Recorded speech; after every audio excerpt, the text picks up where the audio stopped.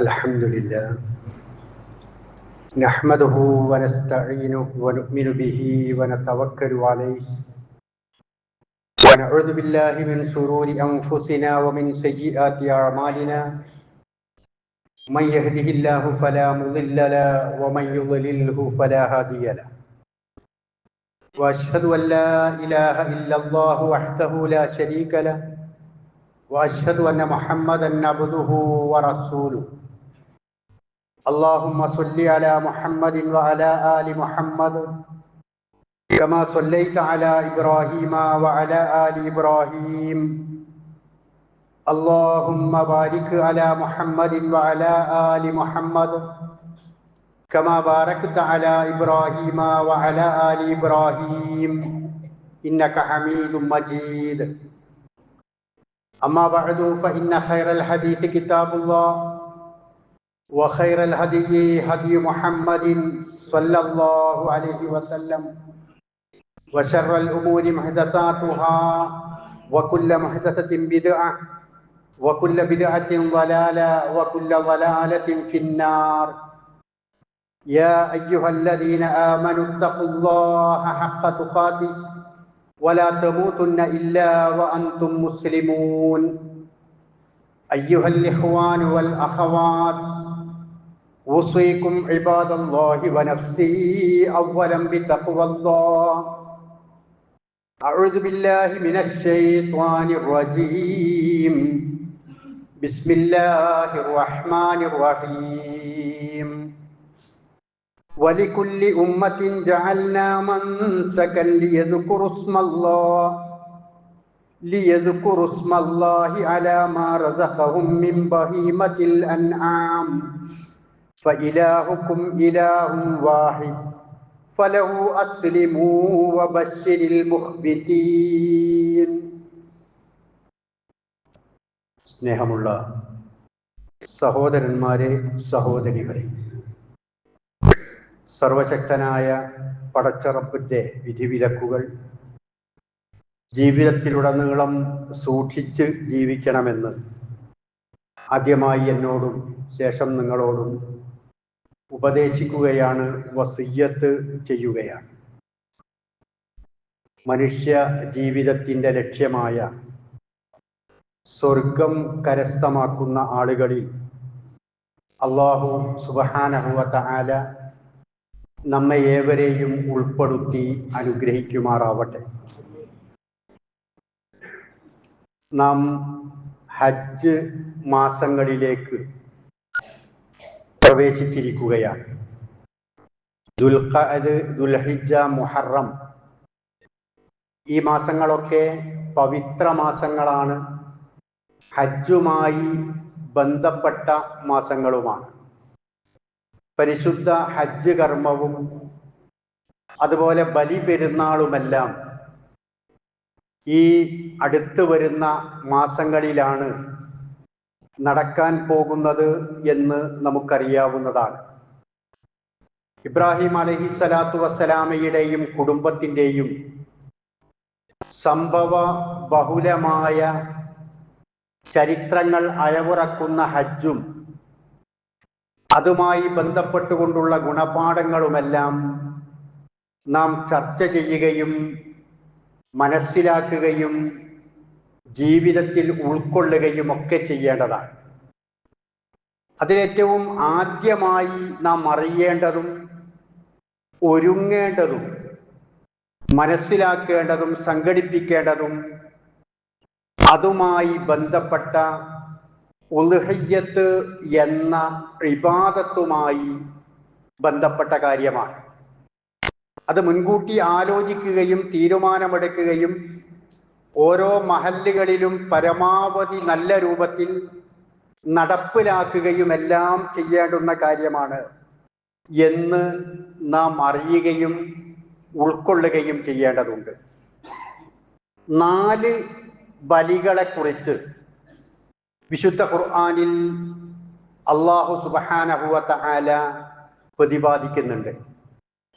ആ ബലികളിൽ ഒന്ന് ആദം അലൈഹിസ്സലാത്തു വസ്സലാമയുടെ മക്കളായ ഹാബീലും ഖാബീലും അവർ തമ്മിൽ അവരുടെ വൈവാഹിക ജീവിതവുമായി ബന്ധപ്പെട്ടുകൊണ്ടുള്ള ചില പ്രശ്നങ്ങൾ ഉണ്ടായപ്പോൾ അവർ രണ്ടുപേരും ഖുർബാന സമർപ്പിക്കാൻ, അഥവാ അള്ളാഹുവിൻ്റെ സാമീപ്യം ഉദ്ദേശിച്ചുകൊണ്ട് ബലി നടത്തുന്നതിനാണ് ഖുർബാന എന്ന് പറയുന്നത്. അങ്ങനെ അവർ തീരുമാനിക്കുകയും അവർ ബലി നടത്തുകയും അവരിൽ ഒരാളുടേത് സ്വീകരിക്കുകയും അപരൻ്റേത് സ്വീകരിക്കാതിരിക്കുകയും ചെയ്തത് ഖുർആൻ നമുക്ക് പഠിപ്പിച്ചു തരുന്നുണ്ട്.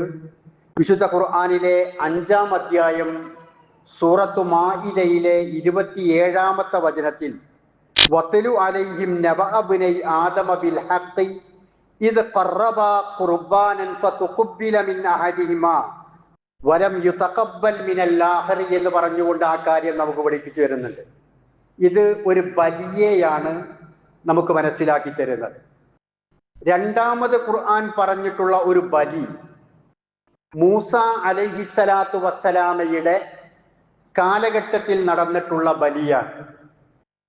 അവർക്കിടയിൽ ഒരു കൊലപാതകം നടക്കുകയും കൊലപാതകി ആരാണെന്നറിയാതിരിക്കുകയും മൂസ അലൈഹിസ്സലാത്തു വസ്സലാമയുടെ അടുക്കൽ ചെന്നുകൊണ്ട് ആളുകൾ ഈ വിഷയത്തിൽ പരാതി പറയുകയും ചെയ്തപ്പോൾ അള്ളാഹുവിൻ്റെ നിർദ്ദേശപ്രകാരം ഒരു ബലി നടത്താൻ വേണ്ടി നിർദ്ദേശിക്കുകയാണ്. വിശുദ്ധ ഖുർആൻ 2-ാം അധ്യായം സൂറത്തു അൽ ബഖറയിൽ 67-ാമത്തെ വചനം തൊട്ട് തുടർന്നുള്ള ആയത്തുകളിൽ ഈ കാര്യം വിശദീകരിക്കുന്നുണ്ട്. വഇദ് ഖാല മൂസാ ലിഖൗമിഹി ഇന്നല്ലാഹ യഅ്മുറുക്കും അൻ തദ്ബഹു ബഖറതൻ. ആ അധ്യായത്തിന് ബഖറ എന്ന് പേര് വരാനുള്ള കാരണവും ഈ ഒരു കാര്യം അഥവാ ഒരു പശുവിനെ ബലിയറുക്കുവാൻ വേണ്ടി നിർദ്ദേശിക്കപ്പെട്ടിട്ടുണ്ട് എന്നതിനാലാണ്. അടുത്ത ഒരു ബലി, 2 ബലികൾ അഥവാ 3ഉം 4ഉം ബലികൾ ഇബ്രാഹിം അലൈഹിസ്സലാത്തു വസ്സലാമയുമായി ബന്ധപ്പെട്ട ബലികളാണ്. ഒന്ന്, ഒരിക്കൽ ഇബ്രാഹിം അലൈഹിസ്സലാത്തു വസ്സലാം അല്ലാഹു സുബ്ഹാനഹു വ തആലയോട് പറയുകയാണ്, വഇദ് ഖാല ഇബ്രാഹിമു റബ്ബി അരിനി കൈഫ തുഹ്യിൽ മൗത. അല്ലാഹുവേ, ഈ മരിച്ചവരെ ജീവിപ്പിക്കൽ എങ്ങനെയാണ്, അതെങ്ങനെയാണ് എന്ന് നീ എനിക്കൊന്ന് കാണിച്ചു തരിക എന്ന് ഇബ്രാഹിം അലൈഹിസ്സലാത്തു വസ്സലാം അള്ളാഹുവിനോട് ആവശ്യപ്പെടുകയാണ്. അള്ളാഹ് ചോദിച്ചു, ഇബ്രാഹിമെ, നീ പൂർണ്ണമായും വിശ്വാസിയായിട്ടില്ലേ? ഇബ്രാഹിം പറഞ്ഞു, ഞാൻ പൂർണ്ണമായും വിശ്വാസിയായിട്ടുണ്ട്, എന്നാലും എൻ്റെ ഒരു സംശയമാണ് എന്ന് അള്ളാഹുവിനോട് പറഞ്ഞപ്പോൾ അള്ളാഹു പറഞ്ഞു, നീ 4 പക്ഷികളെ പിടിക്കുക, എന്നിട്ട് അതിനെ നീ അറുക്കുക, ഈ അറുത്തിട്ട് അതിൻ്റെ മാംസങ്ങളൊക്കെ കൂട്ടിക്കുഴക്കുക, എന്നിട്ട് ചുറ്റുപാടുകളിലുള്ള പർവ്വതങ്ങൾക്ക് മുകളിൽ നീ കൊണ്ടുപോയി വെക്കുക, എന്നിട്ട് ആ പക്ഷികളെ നീ വിളിക്കുക.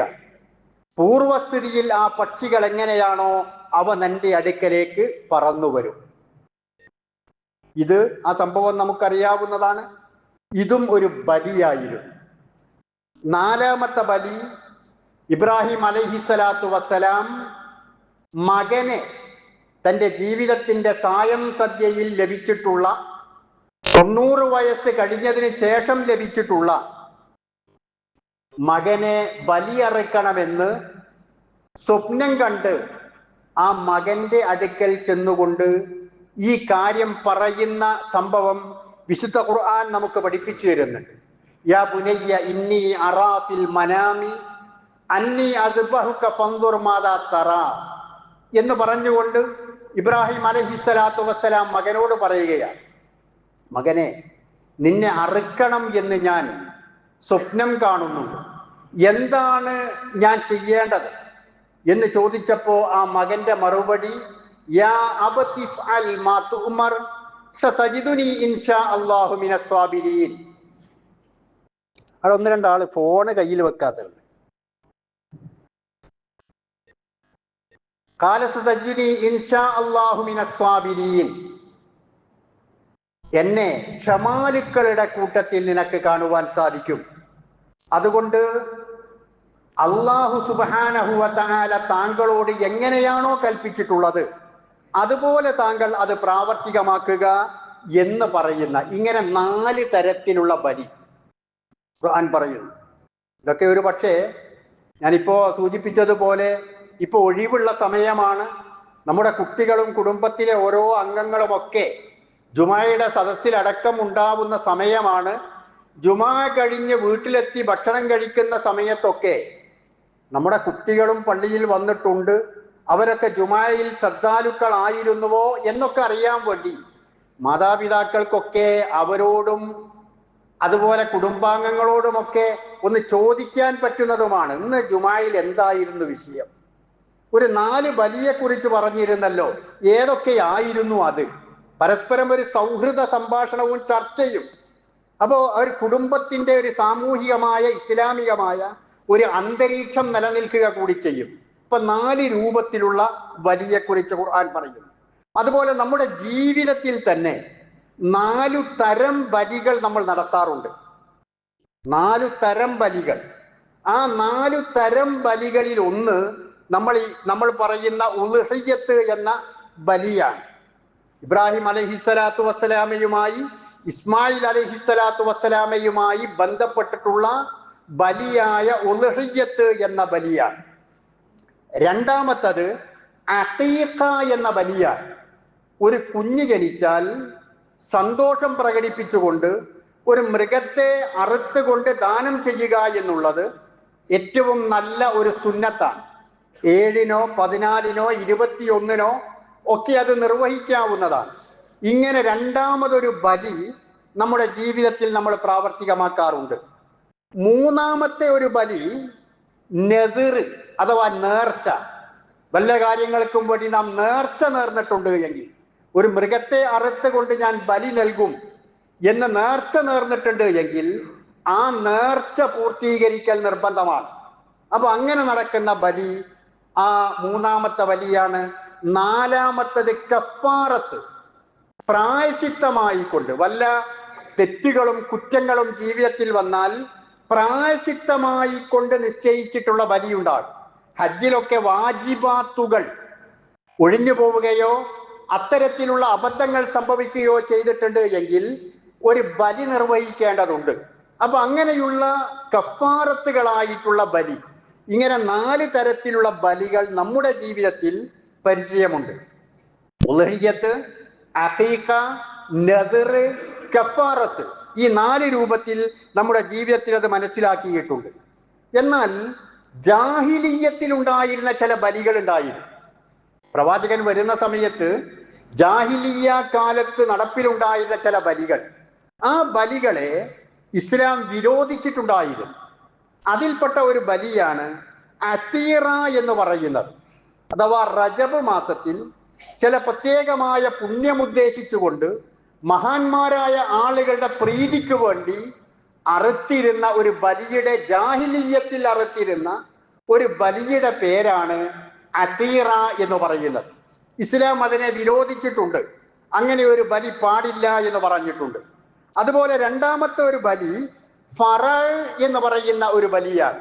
അഥവാ മൃഗങ്ങൾക്ക് മക്കൾ ഉണ്ടാകുന്ന സമയത്ത് ആ മക്കൾക്ക് വേണ്ടി നേർച്ചയാക്കുന്ന, ആ മക്കൾ നിലനിൽക്കുവാൻ വേണ്ടി മഹാന്മാരുടെ മഖ്ബറകളിലേക്ക്, അവരുടെ ശവകുടീരങ്ങളിലേക്കൊക്കെ നേർച്ചയാക്കി അവരുടെ പുണ്യത്തിനും തൃപ്തിക്കും വേണ്ടി അങ്ങനെ അറക്കുന്ന അറവ്, അത് ഫറഅ് എന്ന പേരിൽ അറിയപ്പെടുന്നു.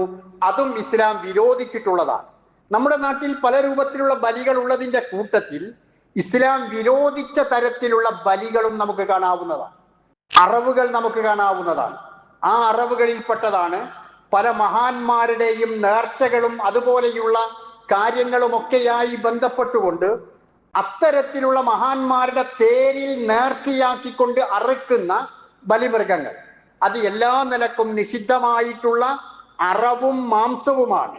വിശുദ്ധ ഖുർആൻ പറഞ്ഞത് ഹുരിമത്ത് അലൈക്കുമുൽ മൈത്തത്തു വദ്ദമു വലഹമുൽ ഖിൻസീർ വമാ ഉഹില്ല ലിഗൈരില്ലാഹി ബിഹി. അല്ലാഹുവിന്റെ പേരിലല്ലാതെ അറുക്കപ്പെട്ടത്.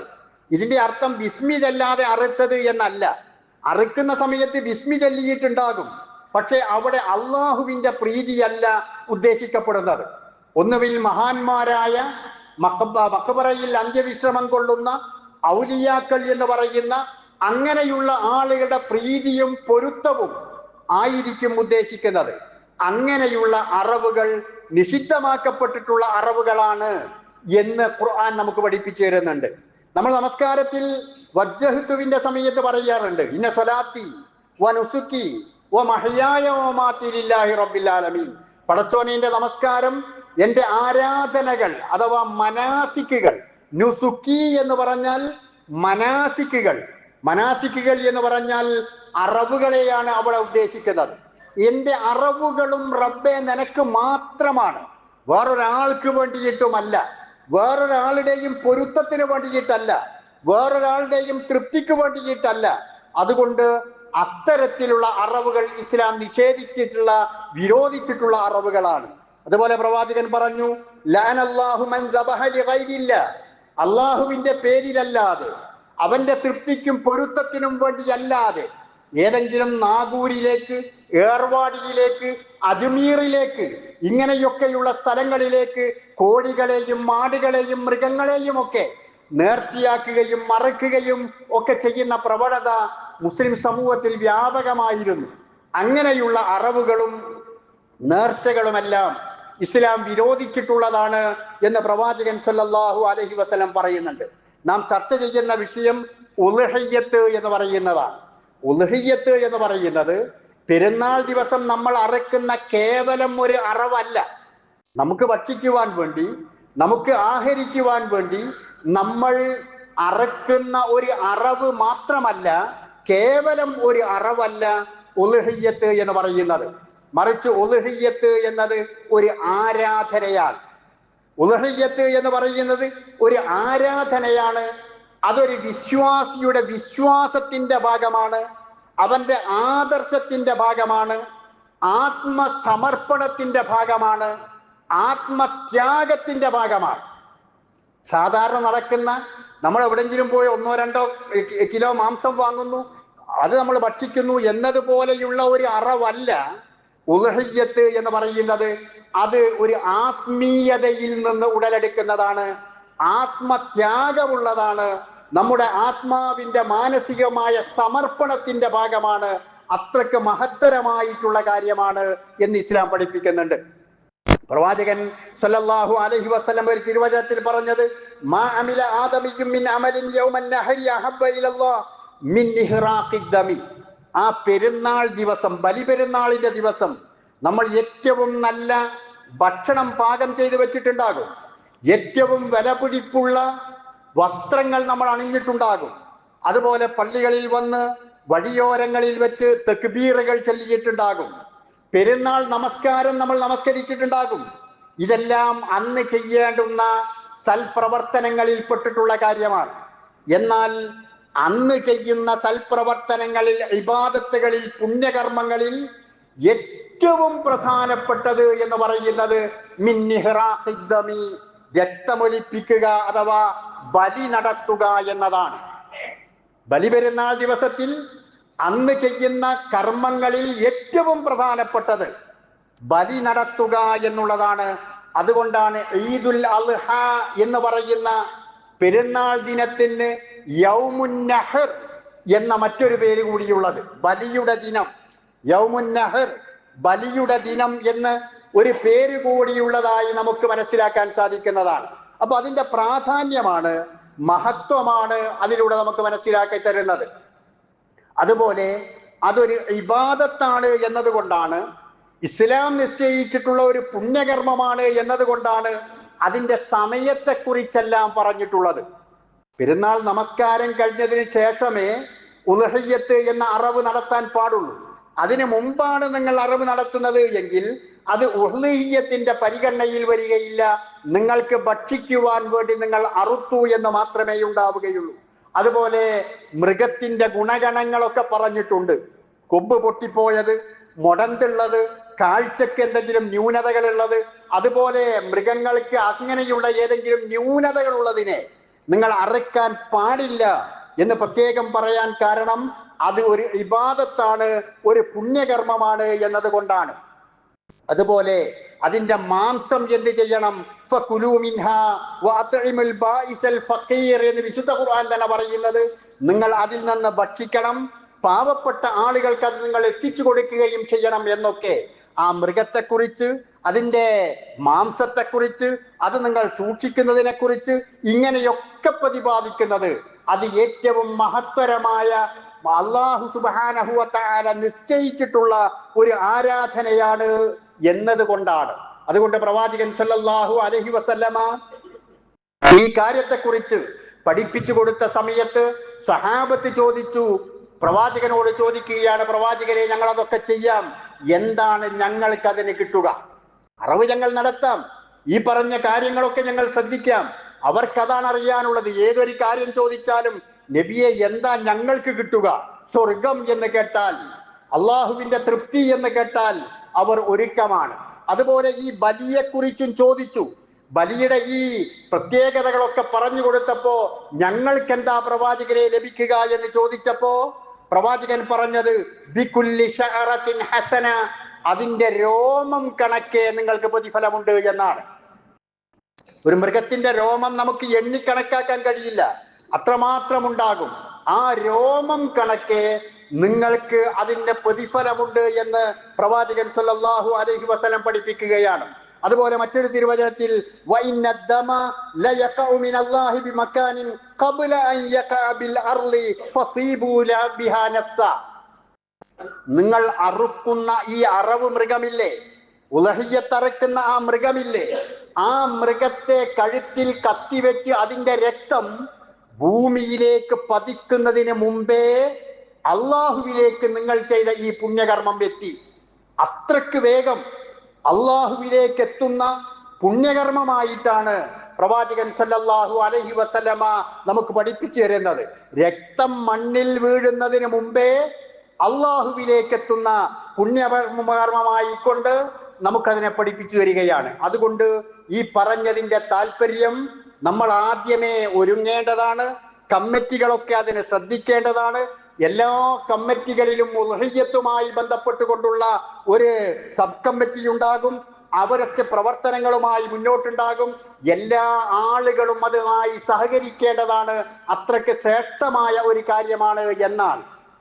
ഇനി ഇങ്ങനെയൊക്കെ നമ്മൾ കേട്ടാലും അറിഞ്ഞാലും അതുമായി നമ്മൾ സഹകരിക്കുന്നില്ല എങ്കിൽ പ്രവാചകൻ സല്ലല്ലാഹു അലൈഹി വസല്ലം പറഞ്ഞത് മൻ കാന ലഹു സഅത്തുൻ ഫലം യുളഹി ഫലാ യഖറബന്ന മുസല്ലാന. ഇമാം അഹ്മദും ഇബ്നു മാജയും ഉദ്ധരിച്ചിട്ടുള്ള ഈ ഹദീസ് ഷെയ്ഖ് അൽബാനി തന്റെ സഹീഹുൽ ജാമിയിൽ ഹസൻ എന്ന പരിധിയിൽ ഉദ്ധരിച്ചത് കാണാവുന്നതാണ്.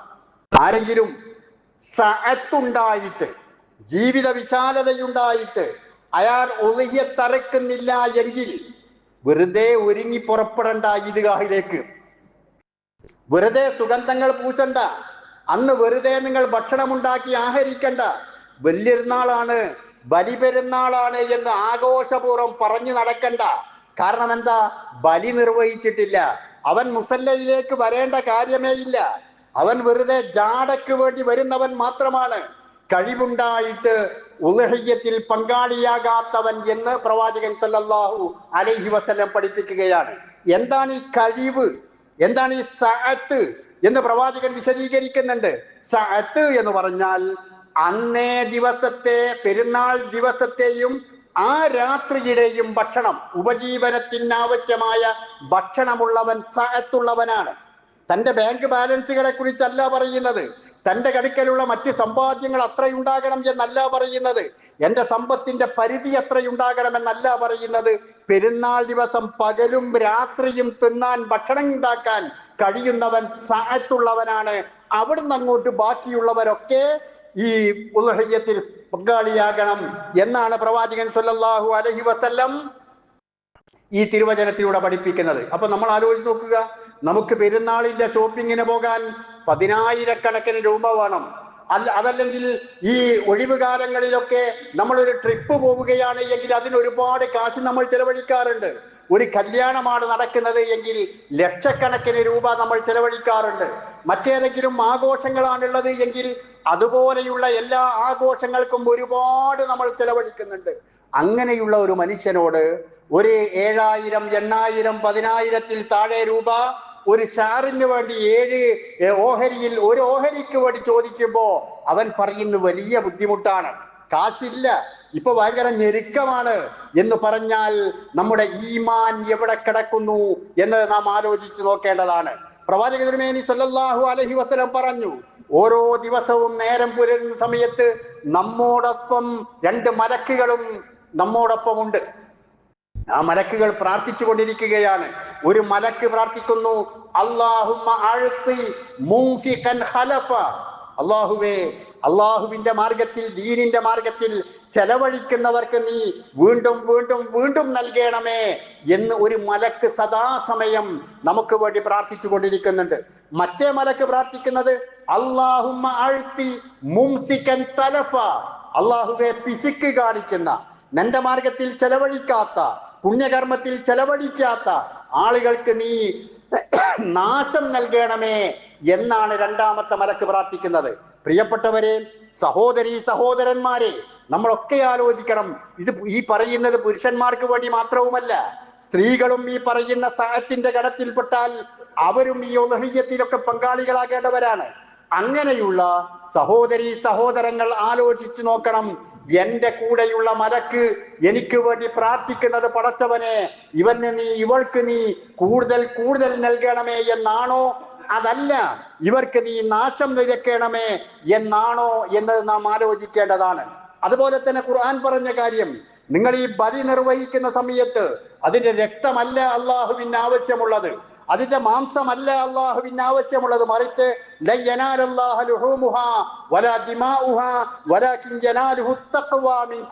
നിങ്ങൾ ആ ബലി നിർവഹിക്കുന്ന സമയത്ത് നിങ്ങളുടെ മനസ്സിലുള്ള ഒരു തഖ്വാ ബോധമുണ്ട്, ഒരു സൂക്ഷ്മതാ ബോധമുണ്ട്, പടച്ചവനെ കുറിച്ചുള്ള പേടിയുണ്ട്.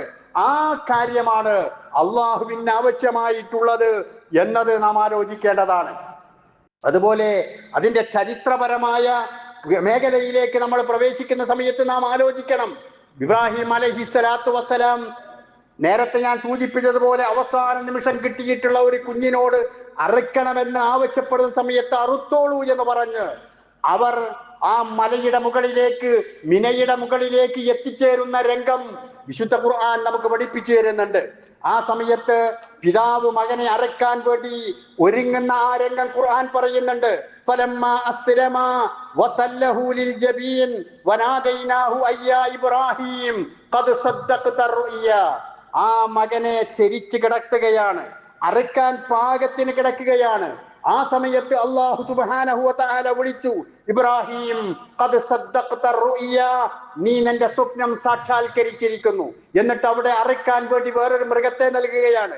ഇമാം ബഗവി റഹിമഹുല്ലാഹ് ഇബ്നു അബ്ബാസ് റളിയല്ലാഹു അൻഹുവിൽ നിന്ന് ആ രംഗം വിശദീകരിക്കാൻ നമുക്ക് കാണാം.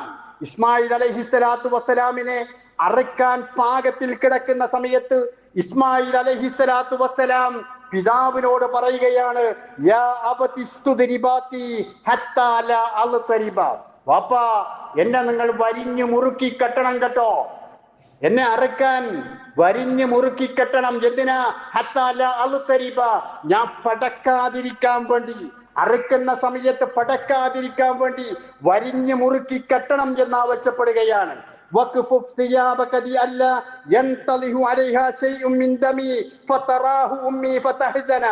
അതുപോലെ വാപ്പാ, എന്റെ വസ്ത്രം നിങ്ങൾ കയറ്റി വെക്കണം കേട്ടോ, എന്റെ വസ്ത്രം നിങ്ങൾ അടിച്ചു മാറ്റി വെക്കണം കേട്ടോ. കാരണം എന്താ? ആ വസ്ത്രത്തിലേക്ക് ആ അറുക്കുന്ന സമയത്ത് രക്തം തെറിച്ചാൽ അതുമായി നിങ്ങൾ വീട്ടിലേക്ക് ചെന്നാൽ ഉമ്മയത് കാണും. ആ ഉമ്മ അത് കാണുമ്പോ ഉമ്മാക്ക് വിഷമമുണ്ടാകും. അതുകൊണ്ട് വസ്ത്രത്തിൽ രക്തമാകാത്ത വണ്ണം ആ വസ്ത്രം നിങ്ങൾ മാറ്റിവെക്കണം കേട്ടോ എന്ന് ഇസ്മായിൽ അലൈഹിസ്സലാത്തു വസ്സലാം എന്ന ആ ചെറുപ്പക്കാരൻ പിതാവിനോട് പറയുകയാണ്.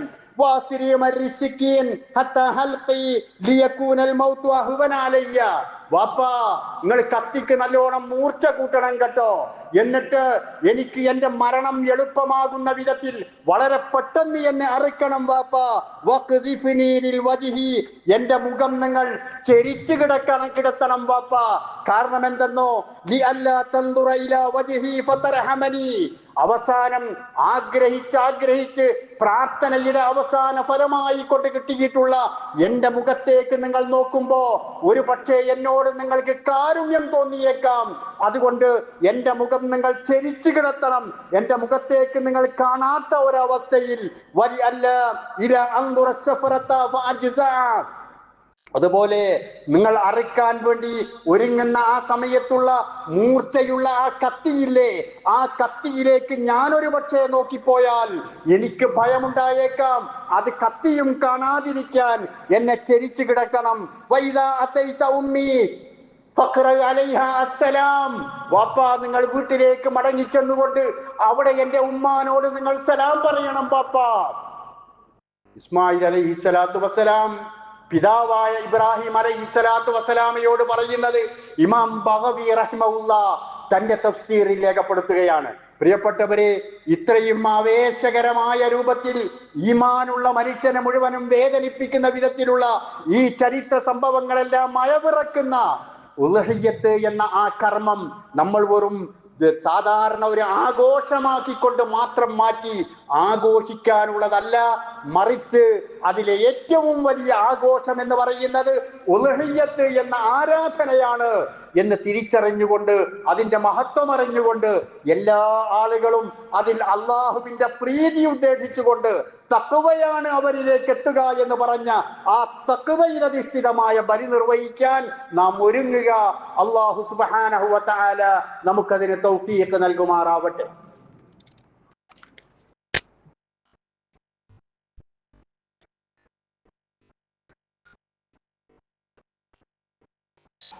അൽഹംദുലില്ലാഹ് വസല്ലല്ലാഹു അലാ മുഹമ്മദ് സ്വലാത്തൻ തദൂം ബിഹി ഇലാ യൗമിൽ ഹിസാബ്. അയ്യുഹൽ ഇഖ്വാൻ വൽ അഖ്വാത്ത് ഉസീകും ഇബാദല്ലാഹി വ നഫ്സി സാനിയം ബിത്തഖ്വല്ലാഹ്. സഹോദരന്മാരെ, സഹോദരികളെ, അള്ളാഹുവിൻ്റെ വിധിവിലക്കനുസരിച്ചുകൊണ്ട് ജീവിക്കാൻ ഒരിക്കൽ കൂടി എന്നോടെന്ന പോലെ നിങ്ങളെയും ഉപദേശിക്കുകയാണ്, ഉണർത്തുകയാണ്.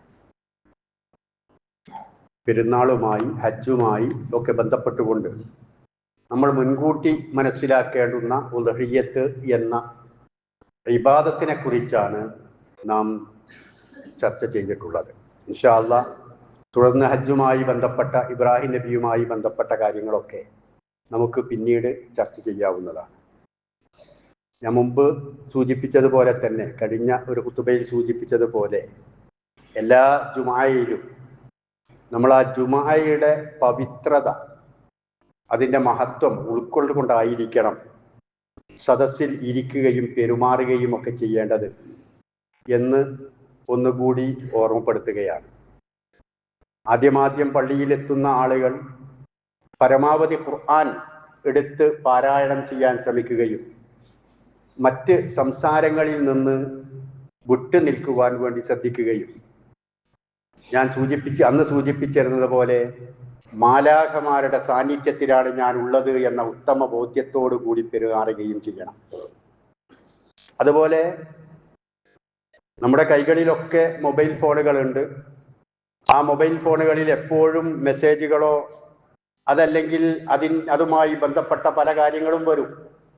എന്നാൽ ജുമാഅയുടെ സമയത്ത് പള്ളിയിലേക്ക് പ്രവേശിച്ചാൽ അതൊന്നുകിൽ ഫ്ലൈറ്റ് മോഡിലിടുകയോ സൈലന്റിലിടുകയോ സ്വിച്ച് ഓഫ് ചെയ്യുകയോ എന്തെങ്കിലും ഒന്ന് വേണം. കാരണം എന്താ അറിയോ, നമ്മളൊരു ഫർള് പൂർത്തീകരിക്കാൻ വേണ്ടിയിട്ടാണ് പള്ളിയിലേക്ക് വരുന്ന ജുമാഅക്ക്. ജീവിതത്തിൽ പ്രായപൂർത്തിയായ ബുദ്ധിയുള്ള ഓരോ മനുഷ്യനും ഫർളായിട്ടുള്ള കാര്യമാണ് ജുമാഅക്ക് പോവുക എന്നുള്ളത്, ജുമാഅയിൽ പങ്കാളിയാവുക എന്നുള്ളത്. എന്നാൽ ആ ഫർള് നഷ്ടപ്പെടുന്ന അവസ്ഥ ഉണ്ടാകും. അപ്പൊ ആരെങ്കിലും സംസാരിക്കുന്നതിനിടയ്ക്ക് സംസാരിച്ചാൽ അവന്റെ ജുമാ നഷ്ടപ്പെട്ടു. സംസാരിക്കുന്നവനോട് സംസാരിക്കലടാ എന്നൊന്ന് ഉപദേശിച്ചാലോ, ഉപദേശിച്ചവന്റെയും ജുമാ പോയി. അതിന്റെ ഗൗരവം നോക്കുങ്ങൾ, ഉപദേശിച്ചവന്റെ ജുമായും പോയി. അപ്പോൾ എത്രമാത്രം മൗനം അവലംബിച്ചുകൊണ്ട് ജുമായുടെ സദസ്സിലിരിക്കണം. എത്രമാത്രം ശ്രദ്ധിച്ചുകൊണ്ടിരിക്കണം. ഞാൻ പറയുന്നത് പോലെ മലക്കുകളും ഈ ജുമാ കേട്ടുകൊണ്ടിരിക്കുക, ഈ ഖുതുബ കേട്ടുകൊണ്ടിരിക്കുകയാണ്. മലക്കുകൾ പോലും കേൾക്കുന്ന ഈ ഖുതുബ നമ്മൾ അതിൽ അശ്രദ്ധരായാൽ എന്തായിരിക്കും ഫലം? ഇത് കുറ്റപ്പെടുത്തുകയല്ല. മിക്കവാറും ആളുകളൊക്കെ ആ രൂപത്തിൽ വളരെ ശ്രദ്ധാലുക്കളായിക്കൊണ്ട് തന്നെയാണ് പറയുന്നത് കേൾക്കുവാനും മനസ്സിലാക്കുവാനും ഉൾക്കൊള്ളുവാനും വേണ്ടി തയ്യാറായി തന്നെയാണ്. എന്നാൽ അബദ്ധവശാൽ ചില ആളുകളെങ്കിലും അശ്രദ്ധരായിക്കൊണ്ട് ഈ പറഞ്ഞതിൽ നിന്ന് എതിരായിക്കൊണ്ട് നിൽക്കുന്നവരുണ്ടാവാം. അങ്ങനെയുള്ള ആളുകൾ ശ്രദ്ധിക്കുവാൻ വേണ്ടിയിട്ടാണ് പ്രവാചകൻ സല്ലല്ലാഹു അലൈഹി വസല്ലം തന്നെ പലപ്പോഴും പല കാര്യങ്ങളെക്കുറിച്ചും ഇങ്ങനെയുള്ള കാര്യങ്ങളെക്കുറിച്ച് സൂചിപ്പിക്കുന്ന സമയത്ത് ഇന്നാലിന്ന ആളുകൾ, ആളെ പേര് പറയില്ല, ഇന്നാലിന്ന ആളുകൾ, അല്ലെ ഒരു സമൂഹം ഇന്നാലിന്ന സമൂഹം, അവരങ്ങനെയാണ് ഇവരെങ്ങനെയാണ്. കാരണം എന്തുകൊണ്ടാ? തെറ്റ് തിരുത്തുക എന്നതാണ് നമ്മുടെ ഉദ്ദേശം. ഒരാളെ ആക്ഷേപിക്കുകയോ അപകീർത്തിപ്പെടുത്തുകയോ അല്ല. നമ്മുടെ സദസ്സുകൾ ഭംഗിയുള്ളതാക്കുക, ഒരു ഹൈറു ഉമ്മത്തായി മാറുക. അത് നമ്മുടെ ജുമായും ഈ പള്ളിയും അതുപോലെ ഈ മഹല്ലുമെല്ലാം വളരെ വളരെ പാരമ്പര്യമുള്ള മഹല്ലാണ്. നമ്മളൊക്കെ കുട്ടിക്കാലങ്ങളിൽ വെച്ച് തന്നെ കേട്ട് തഴമ്പിച്ച മഹല്ലും പള്ളിയുമൊക്കെയാണിത്. അങ്ങനെയുള്ള ആളുകൾ കയറി ഖുതുബകൾ നിർവഹിച്ചിട്ടുള്ള മിമ്പറുമാണിത്. അപ്പൊ ഈ പാരമ്പര്യമൊക്കെ അറിഞ്ഞുകൊണ്ടും മനസ്സിലാക്കിക്കൊണ്ടും വളരുന്ന തലമുറയായിരിക്കണം ഈ മഹല്ലുകളിൽ ഇനിയും ഉണ്ടാകേണ്ടത്. അല്ലാഹു സുബ്ഹാനഹു വ തആല അവന്റെ ദീനിനെ കുറിച്ച് അറിയാനും പഠിക്കാനും മനസ്സിലാക്കുവാനും പ്രാവർത്തികമാക്കുവാനും നമുക്കെല്ലാവർക്കും തൗഫീഖ് നൽകുമാറാകട്ടെ. അള്ളാഹുവെ, ഉളുഹിയ്യത്തുമായി സമനസ്സാലെ സഹകരിക്കുന്ന തഖ്വയുള്ള ആളുകളുടെ കൂട്ടത്തിൽ നീ ഞങ്ങളെ ഉൾപ്പെടുത്തണമേ തമ്പുരാനെ. കുടുംബസമേതം സ്വർഗത്തിൽ പ്രവേശിക്കുവാനുള്ള ഭാഗ്യം ഞങ്ങൾക്കെല്ലാവർക്കും നീ നൽകണമേ റഹ്മാനെ. ചെയ്തു പോയ തെറ്റുകുറ്റങ്ങൾ ഞങ്ങൾക്കെല്ലാവർക്കും നീ പുറത്ത് മാപ്പാക്കി തരണമേ തമ്പുരാനെ. അള്ളാഹുവെ, ഞങ്ങളുടെ ജീവിച്ചിരിക്കുന്നവരും മരണപ്പെട്ടു പോയവരുമായ മാതാപിതാക്കൾ ചെയ്തു പോയ തെറ്റുകുറ്റങ്ങൾ അവർക്കും നീ പുറത്ത് മാപ്പാക്കി കൊടുക്കണമേ റഹ്മാനെ. اللهم اغفر للمؤمنين والمؤمنات المسلمين والمسلمات الأحياء منهم والأموات إنك مجيب الدعوات يا قاضي الحاجات. ربنا آتنا في الدنيا حسنة وفي الآخرة حسنة وقنا عذاب النار.